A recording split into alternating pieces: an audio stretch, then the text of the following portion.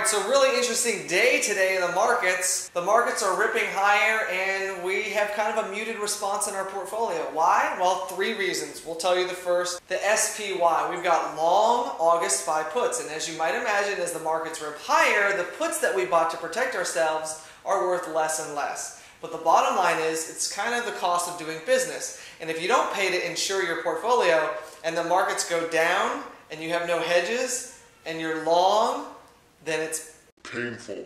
So it's kind of the risk that you have to take. Now, what have we been doing to mitigate this risk? Of course, we've been selling puts each week, right, on weekly expirations. And then when there's monthly expirations in there, we're selling the monthlies every single week, boom, boom, boom, boom, boom, to lower the cost basis of those long puts. We're almost to the August 2nd deadline, and our puts are going to serve us one way or the other. Remember, once you get past that August 2nd deadline, you want to start turning those into short put spreads as long as Congress gets its act together and passes a deal. If they don't pass a deal, then have no fear. Those losses you're taking on the SPY puts are going to be the greenest thing on your screen if they don't get a deal done by August the 2nd. Second trade, Freeport Mac. The quarter was unbelievable. Management, they blew away the numbers. Revenues are up 60%.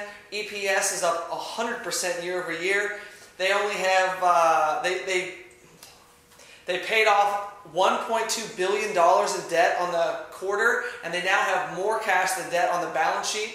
They also have over $1 billion in operating cash flow on the quarter. They are growing tremendously. They talked a lot about their growth opportunities on the quarter. CapEx came up. 2012 is going to be a CapEx light year because most of the projects right now are still in the permitting stages. And so we're going to see that CapEx for 2013, 2014, so get your models ready. Bottom line, the EPS coming out of this company is absolutely phenomenal. They paid a special one-time dividend not too long ago. The reality is, if they pay off more and more debt, there's more and more opportunity not only to have special dividends, but to raise the continuing ongoing dividend, which is going to bring additional shareholders, which is going to drive the stock price up. So we took a huge fly and we went with the mirror spread, the August 55-60. Clearly, we tried to shoot the lights out. It didn't happen. What we did was threw that thing out on the calendar.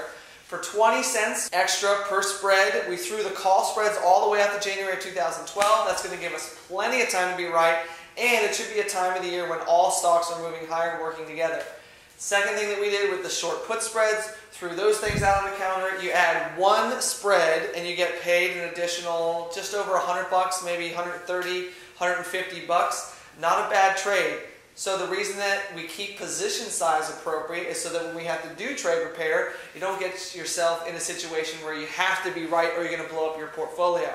So, way to repair that mirror spread, throw that sucker out on the calendar, get on all the way out to January 2012, and then sit back and relax and watch this stock trade up. I do think that the stock trades up from here. We have other trades between here and January 2012, and in the meantime, if we see the stock get materially hit, now that we've seen the quarter, earnings are about $1.40.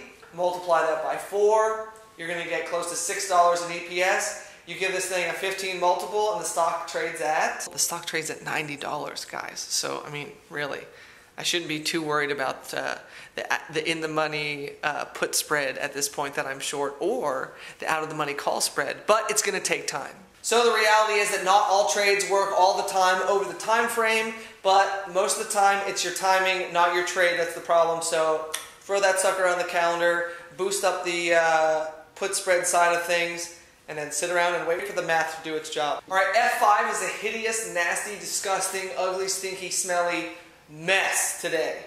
Really, it's gross.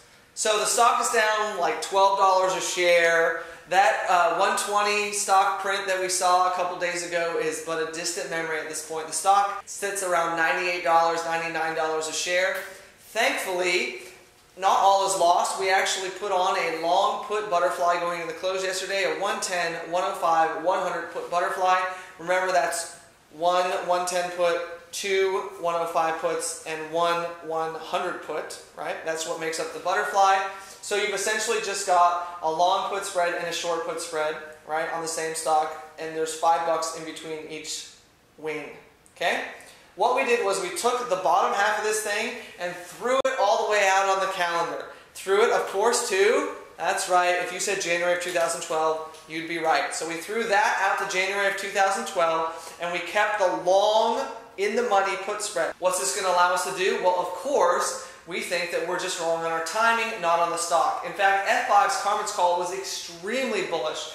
They said that they will expect no less than a 20% growth in full year 2012. No less than 20% growth. They talked about the different businesses that they have, and right now security is huge, and of course data center is huge.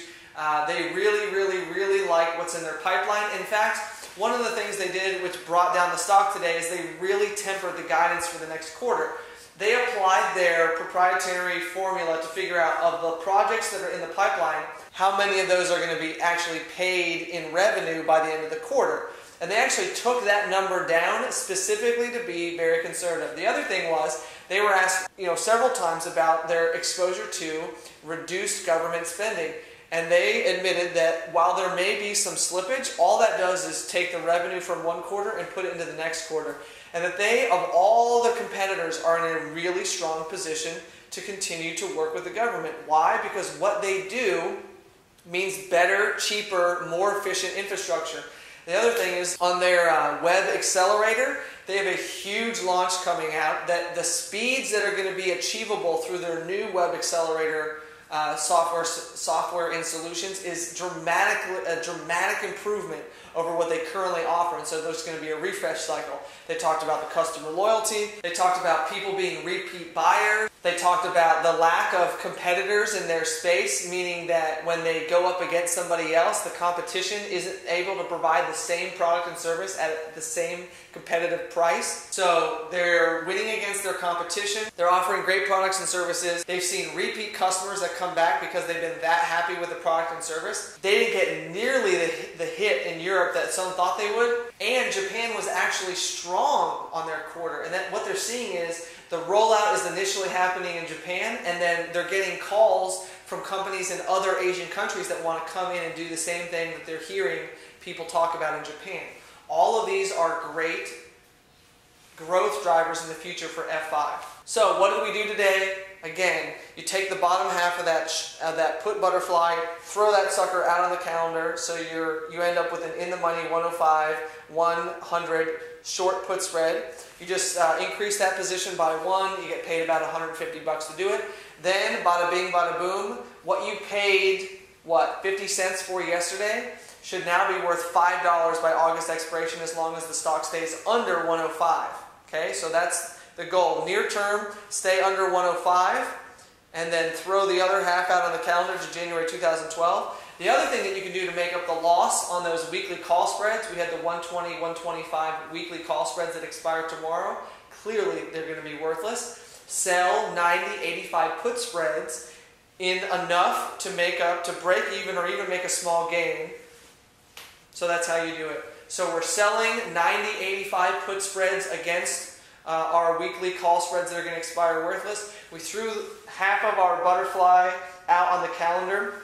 We get paid to make that trade. Position size only goes up from 4 to 5, so not a big deal at all. Get paid. Then all of a sudden you've got an in-the-money call spread. You paid 50 cents for this structure. It should be worth $5. All of this means that we should be able to get out of the F5 trade. No problem. It's going to take some time. Sorry, folks. That's how investing goes. Most of the time, again, it's your time frame, not your trade, that's the problem. Thanks for joining us again on Lunch of the Market. Don't forget to be on the lookout for that premium service that's coming. Go to nwatrading.com, nwatrading.com. Be sure to let them know that you came from Magnum Opus Financial. Tell Trey we said hello. You're going to love the premium service. And, of course, you're going to want this stuff in real time, right? Who wants to find out about it after the close? So to get the best information in real time, go to nwatrading.com. Let them know you came from Magnum Opus Financial. You can get a special invite in to the premium service. Thanks for joining us again on Lunch of the Market. Hope you had a great trading day. We'll see you tomorrow.